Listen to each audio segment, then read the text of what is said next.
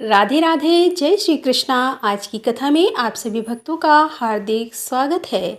भगवान श्री कृष्ण और श्रीमती राधा रानी की कृपा सदैव आप पर और आपके समस्त परिवार पर बनी रहे। दोस्तों, आज आप सुनेंगे माघ मास की कथा का 23वां अध्याय। माघ मास की कथा में आजकल आप सुन रहे हैं पद्म पुराण की कथा, और अब सुनते हैं आज का अध्याय। भीष्म जी ने कहा कि हे गुरुदेव, देवताओं, दानवों, गंधर्व, नागों और राक्षसों की उत्पत्ति का आप विस्तार के साथ वर्णन कीजिए।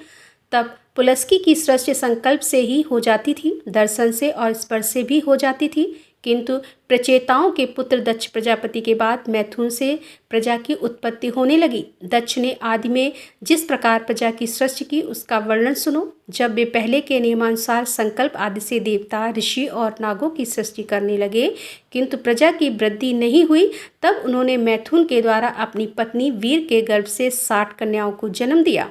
उनमें से उन्होंने 10 तो धर्म को और 13 कश्यप को, 27 चंद्रमा को, 4 अरिष्ट नेमि को, 2 भृगुपुत्र को, 2 बुद्धिमान कसाओं को तथा 2 महर्षियों अंगीरा को ब्याह दी। वे सब देवताओं की जननी हुई। उनके वंश विस्तार का आरंभ से ही वर्णन करता हूँ, तुम ध्यान पूर्वक सुनो। अरुधंती, वसुजामी, लंबा, भानु, मरुत, वती, संकल्पा, मुहूर्ता, सांध्या और विश्वा, यह 10 धर्म की पत्नियां बताई गई हैं। इनके पुत्रों के नाम सुनो। विश्वा के गर्भ से विश्वदेव हुए। साध्या ने साध्य नामक देवताओं को जन्म दिया। मरुत्वती ने तवान नामक देवताओं की उत्पत्ति हुई। वसु के पुत्र 8 वसु कहलाए। भानु से भानु और मूर्ता से मूर्त भिमानी देवता उत्पन्न हुए। लंबा से घोष, जामी से नाग और विद नाम की कन्या हुई तथा अरुधंती के गर्भ से पृथ्वी पर होने वाले समस्त प्राणी उत्पन्न हुए। संकल्प के संकल्पों का जन्म हुआ। अब वसु की सृष्टि का वर्णन सुनो। जो देवगण अत्यंत प्रकाशमान और संपूर्ण दिशाओं में व्यापक हैं, वे वसु कहलाते हैं। और अब उनके नाम सुनो आप। ध्रुव, सोम, धर, अनिल, अनल, प्रत्यूष और प्रभास, ये 8 वसु हैं। आपके 4 पुत्र हैं, शांत, वैतंड, शाम और मुनि। यह सब यज्ञ रक्षा के अधिकारी हैं। ध्रुव के पुत्र काल और सोम के पुत्र वर्षा हुए। धर के 2 पुत्र हुए, द्रमण और हव्य। वाह अनिल के कई पुत्र हुए, जो प्राह अग्नि के समान ही गुण वाले थे। अग्निपुत्र कुमार का जन्म उनके शाखा, उपसा और नगमे, यह 3 पुत्र हुए। कृतिका की संतान होने के कारण कुमार को कार्तिकेय भी कहते हैं। प्रत्युष के पुत्र देवल नाम के मुनि हुए। प्रभास से प्रजापति विश्वकर्मा का जन्म हुआ, जो कि शिल्पकला के ज्ञाता हैं। वे महल, घर, उद्यान, प्रतिमा, आभूषण, तालाब, उपवन और कूप आदि का निर्माण करने वाले हैं। देवताओं के कारीगर वे ही हैं। अजय का पाद, अहिर्बुंधे, बिरप्पा, रैवत, हरबहु, रूप त्र्यंबकम, सावित्र, जयंत, पिनाकी और अपराजित, यह 11 रुद्र कहे गए हैं। यह गण के स्वामी हैं और इनके मानस संकल्प से उत्पन्न 84 करोड़ पुत्र हैं, जो रुद्रगण कहलाते हैं। वे श्रेष्ठ त्रिशूल धारण किए रहते हैं। उन सबको अविनाशी माना गया है। जो गणेश्वर संपूर्ण दिशाओं में रहकर सबकी रक्षा करते हैं, वे सब सुरभि के गर्भ से उत्पन्न उन्हीं के पुत्र, पौत्र आदि हैं। अब मैं कश्यप जी की स्त्रियों से उत्पन्न हुए पुत्रों का वर्णन करूंगा, तुम ध्यानपूर्वक सुनो। अदिति, अरिष्टा, सुरसा, सुरभि, विंता, ताम्रा, क्रोध, वशा, ईरा, कद्र, खशा और मुनि, यह कश्यप जी की पत्नियों के नाम हैं।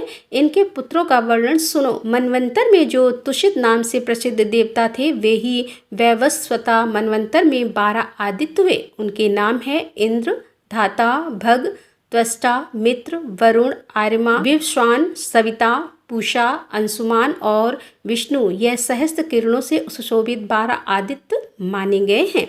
इन श्रेष्ठ पुत्रों को देवी अदिति ने मरीच नंदन कश्यप के अंश से उत्पन्न किया था।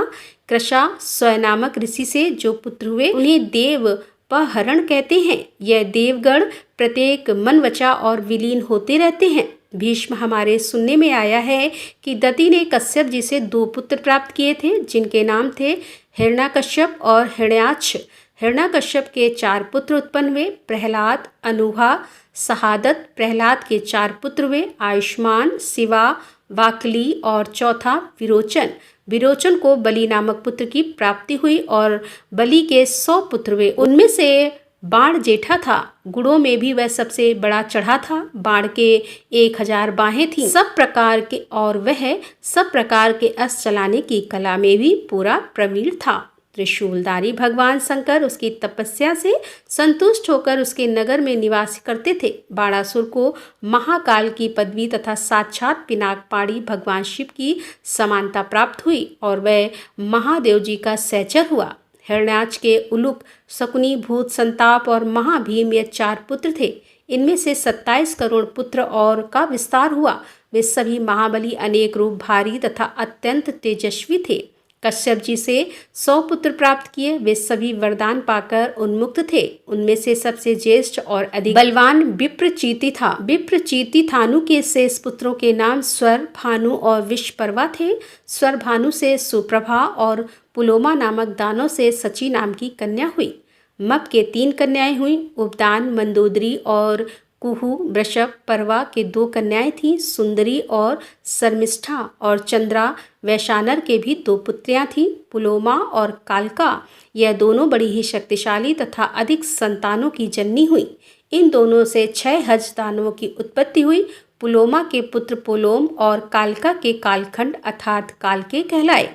ब्रह्मा जी ने वरदान पाकर वे मनुष्यों के लिए अवध हो गए थे, अर्थात मनुष्य उन्हें मार नहीं सकते थे और हिरण्यपुर में वे निवास करते थे। फिर भी वे अर्जुन के हाथ से मारे ही गए। विप्रचिति ने सिंहिका के गर्भ से एक भयंकर पुत्र जन्म दिया जो संग के अर्थात राहु के नाम से प्रसिद्ध था। हिरण्याकश्यप की बहन को कुल 13 पुत्र थे, जिनके नाम यह हैं: कंस, शंख, नल, वातापी, ईवल, नमु, खसरी, अंजन, नरक, काल, नाम, परमाणु, कल्प, वीर तथा नुवंश विवर्धन। नुवंश विवर्धन संघात के वंश में निवात कवच का जन्म हुआ। वे गंधर्व, नागराक्षस एवं संपूर्ण प्राणियों के लिए अवध थे, परंतु वीरवर अर्जुन ने संग्राम भूमि में उन्हें भी बलपूर्वक मार डाला। ताम्रा ने कश्यप जी के वीर से 6 कन्याओं को जन्म दिया, जिनके नाम हैं सकी, स्पेनी, भासी, श्रुश्री, ग्रति और सची। सकी ने शुक्र और उल्लू नाम वाले पक्षियों को उत्पन्न किया। स्पेन अर्थात बाजों को उत्पन्न किया, पक्षियों को जन्म दिया। सुग्री से कबूतर उत्पन्न हुए तथा सची ने हंस, सारस, कारंड एवं प्लव नाम के पक्षियों को जन्म दिया। यह ताम्रा के वंश का वर्णन हुआ। अब विंता की संतानों का वर्णन सुनो। पक्षियों में श्रेष्ठ गरुण और अरुण विंता के पुत्र हैं तथा उनकी एक सौदामिनी नाम की कन्या भी है जो आकर में चमकती हुई दिखाई देती है। अरुण के 2 पुत्र हुए, संपाति और जटायु, और संपाति के पुत्रों के नाम थे ब्रह्म और श्रंग। यह इनमें श्रंग विख्यात हैं। जटायु के भी 2 पुत्र हुए, ककार और सतगा, यह दोनों ही प्रसिद्ध थे। इन पक्षियों के असंख्य पुत्र और पौत्र हुए। सुरसा के गर्भ से 1000 सर्प की उत्पत्ति हुई तथा उत्तम व्रत का पालन करने वाली कद्रु ने 1000 मस्तक वाले 1 सहस्त्र नागों को पुत्र के रूप में प्राप्त किया। उनमें 26 नाग प्रधान एवं विख्यात हैं। शेष सभी करकोटक, शंख, ऐरावत, कंबल, धनंजय, महानील, पदम, अक्षत, तक्षक, लापति, महापदम, धृतराष्ट्र, वलाह, शंखपाल, महाशंख, पुष्पदंतन, सुभावना, नहुष, रमण, पापड़ी, कपिल, दुर्मुख तथा पतंजलि मुख, इन सब के पुत्र पुत्रों की संख्या का अंत नहीं है और इनमें से भी अधिकांश नाग पूर्व काल में राजा जन्मेजय के मंडप में जला दिए गए। क्रोधवश ने अपने ही नाम के क्रोधवश संजक राक्षस समूह को उत्पन्न किया। उनकी बड़ी बड़ी दांत थे और उनमें से 10 लाख क्रोधवश भीमसेन के हाथ से मारे गए। और सुरभि ने कश्यप जी के अंश से रुद्रगण, गाय, भैंस तथा सुंदरी स्त्रियों को जन्म दिया। मुनि से मुनियों का समुदाय तथा अप्सराएं प्रकट हुई। अरिष्ठा ने बहुत से किन्नरों और गंधर्व को जन्म दिया। ईरा से तृण, वृक्ष, लताएं और झाड़ियां, इन सब की उत्पत्ति हुई। खसा ने करोड़ों राक्षसों और यक्ष को जन्म दिया। हे भीष्म, यह सैकड़ों और हजारों कोटियां कश्यप जी की संतानें हैं। यह स्वरों चिस मनवंतर की सृष्टि बताई गई है। सबसे पीछे दति ने कश्यप जी से 49 मरुदगणों को उत्पन्न किया, जो सब के सब धर्म के ज्ञाता और देवताओं के अत्यंत प्रिय हैं। राधे राधे, जय श्री कृष्णा। आज की कथा का यहीं पर समापन करते हैं। पद्म पुराण में आजकल की सृष्टि के विस्तार का वर्णन सुना जा रहा है। किस प्रकार से सृष्टि विस्तृत हुई, किस प्रकार से जीवों का, मनुष्यों का, राक्षसों का, पक्षियों का और घास फूस या फिर वृक्षलताएं किस प्रकार से इस धरती पर उत्पन्न हुई, सृष्टि में किस प्रकार से विस्तृत हुआ, सब कुछ इसी विषय पर आजकल हम कथा सुन रहे हैं। तो उम्मीद करती हूँ कि सृष्टि के विस्तार का यह वर्णन आप सबको जरूर पसंद आ रहा होगा। मुझे सुनाने में तो सच में बहुत आनंद आ रहा है। सुनने में आप लोगों को कैसा लग रहा है कमेंट बॉक्स में ज़रूर बताइएगा, क्योंकि हम अपने व्यस्त जीवन में कभी यह सोच भी नहीं पाते कि धरती पर यह सभी चीज़ें कहाँ से आईं, कैसे इन सब का प्रादुर्भाव हुआ। तो इस पद्म पुराण की कथा के माध्यम से हम सबको यह बहुत सी अनमोल और ज्ञानवर्धक जानकारी प्राप्त हो रही है। तो आप सब जो कथाएं सुन रहे हैं, प्रतिदिन आप सभी का दिल से बहुत बहुत आभार, और इसी प्रकार से अपना प्रेम, अपना सहयोग बनाए रखिए। इससे आगे की भी कथाएं इसी प्रकार से चलती रहें। कमेंट बॉक्स में राधे राधे लिखिए। और दोस्तों, मिलते हैं अगली कथाएं के साथ। तब तक के लिए राधे राधे, जय श्री कृष्णा, हर हर महादेव, जय भोलेनाथ की।